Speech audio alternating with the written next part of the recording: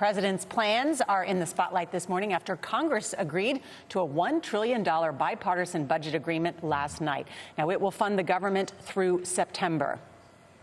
The domestic spending deal comes amid new threats from North Korea. Overnight, the communist country warned it will carry out a nuclear test at any time and at any location. Margaret Brennan is outside the White House down on the North Lawn with the escalating tensions. Margaret, good morning.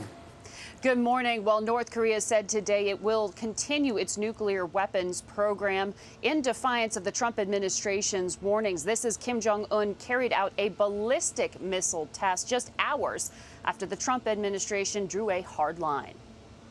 We cannot let what's been going on for a long period of years continue. President Trump rarely minces words when speaking of enemies, but instead he expressed empathy for Jung Un, whose nuclear arsenal is his top foreign policy challenge. What do you make of the North Korean leader?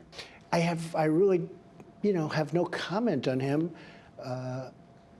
People are saying, is he sane? I have no idea. I can tell you this, and a lot of people don't like when I say it, but he was a young man of 26 or 27 when he took over from his father, when his father died. So obviously he's a pretty smart cookie. On Friday, the Trump administration formally offered Jung Un the chance to negotiate an end to the standoff. To build pressure, a nuclear-powered U.S. Navy carrier now sits within striking distance of North Korea.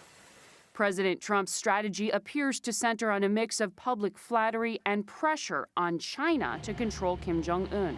I would not be happy. If he does a nuclear test, I will not be happy.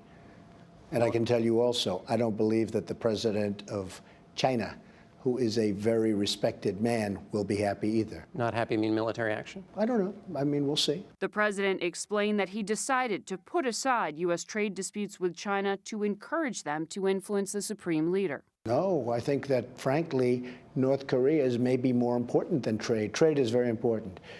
But massive warfare with millions, potentially millions of people being killed, that, as we would say, trumps trade. And this weekend, President Trump also invited Philippines President Rodrigo Duterte to the White House.